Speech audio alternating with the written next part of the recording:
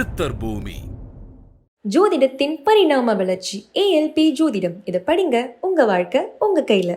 வணக்கம். அக்ஷய லக்ன பத்ததி ஜோதிட ஆசிரியர் ஸ்ரீ குரு உமா வெங்கட். இந்த அக்ஷய லக்ன பத்ததி ஜோதிடம் அப்படிங்கிறது எல்லாருக்குமே தெரியும். என்ன ஏஎல்பி அப்படிங்கிற ஒரு கேள்வி இருக்குது.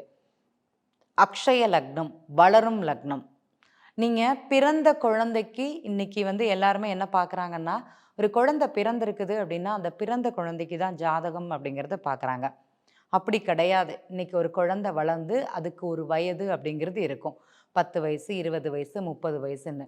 30 வயது ஜாதகருக்கு ஒரு ஜாதகமும் 20 வயசு ஜாதகருக்கு ஒரு லக்னமும் இருக்குமானா கண்டிப்பாக இருக்கும். இப்போ எல்லாருமே ஒரே நேரத்தில் பிறந்தாலுமே ஒரே லக்னமாக இருந்தாலுமே கிரக மாற்றம் அப்படிங்கிறது இருக்குமானா கண்டிப்பாக இருக்கும். இன்றைக்கி சிலருக்கு பார்த்திங்கன்னா சந்திரதசை நடக்குதுன்னு சொல்லுவாங்க. குழந்தைகளுக்கும் சந்திரதசை நடக்கும், 60 வயசுக்காரங்களுக்கும் சந்திரதசை நடக்கும். அப்போ 2 வயசு சந்திரதசையும் 60 வயசு சந்திரதசையும் ஒன்று போல் வேலை பார்க்குமா? சந்திரன் ஒரு கிரகம் தானே, எல்லா இடத்துலையும் ஒன்று போல் வேலை பார்க்குறாங்களா? முதல்ல புரிஞ்சுக்கோங்க. அப்படி கிடையாது. அவங்க வயதிற்கேற்ற பலன் அப்படிங்கிறது தான் அந்த சந்திர பகவான் கொடுப்பாரு. இன்னைக்கு இதை யாராட்டி உணர்றீங்களன்னா கண்டிப்பாக கிடையாது. ஒரு 10லேருந்து ஒரு 20 வயசுக்குள்ளே சுக்கிரதசை நடக்குதுன்னா உதாரணமாக என்ன சொல்கிறாங்க? குட்டி சுக்கிரன் கொடுத்து கெடுக்கும் அப்படிங்கிற வார்த்தையை பயன்படுத்துகிறாங்க. அதே இது ஒரு 40 வயசில் சுக்கிரதசை வந்ததுன்னா உனக்கு சுக்கிரதசை ஓஹோன்னு இருக்குன்னு சொல்கிறாங்க. எப்படி? 10லேருந்து 20 வயசுக்குள்ளே வந்தால் குட்டி சுக்கிரன்னு சொல்கிறீங்க, கொடுத்துட்டு அதை கெடுக்குங்கிறீங்க. 40க்கு வந்ததுக்கப்புறம் சுக்கிரதசை ஓஹோன்னு இருக்குன்னு சொல்கிறீங்க. எந்த விதத்தில் நியாயம்? அப்போது உங்களுடைய ஜாதகம் பார்க்கக்கூடிய முறை அப்படிங்கிறது ஏதோ ஒரு விதத்தில் வித்தியாசமாக இருக்குது. அது என்ன அப்படிங்கிறத பார்த்து நீங்கள் பலன் பெறுங்க.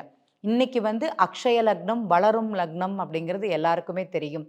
இந்த வளரும் லக்னருக்கு ஒரு ஜாதகம் அப்படிங்கிறது அங்கே இருக்கும்.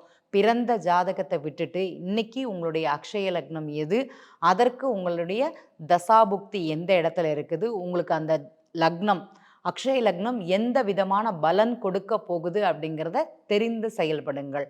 நம்ம ஒரு வழி பாதையில் நடக்கிறோன்னா, நான் எந்த பாதையில் நடக்கிறேன், நான் நடக்கக்கூடிய பாதை அப்படிங்கிறது சரிதானா அப்படிங்கிறத அடுத்தவங்க சொல்லி தெரியணுங்கிறது கிடையாது. நமக்கே ஒரு உணர்வு இருந்தால் தான் அது சரியான அமைப்பாக இருக்கும். ஒரு கோவிலுக்கு போகிறேன், பாதி தூரம் நடந்துட்டேன், போகிற வழி தெரிதானா, தடம் சரியாக இருக்குதா அப்படிங்கிற உணர்வு வேணும். அது எப்படின்னா, கோவில் கோபுரம் எங்கேயாட்டி தெரிஞ்சதுன்னா கரெக்டான பாதையில் தான் பயணம் பண்ணுறோம் அப்படிங்கிறது நமக்கு புரியும், சந்தோஷத்தை கொடுக்கும். போகிற வழி சரியாக இருந்ததுன்னா அதோட நடக்கக்கூடிய நடைபாதையில் நிறைய ரிசல்ட் அப்படிங்கிறது கிடைக்கும். எந்த இடத்துல ரிசல்ட் கிடைக்குதோ அந்த இடத்துல பார்த்து பயணம் செய்யுங்கள்.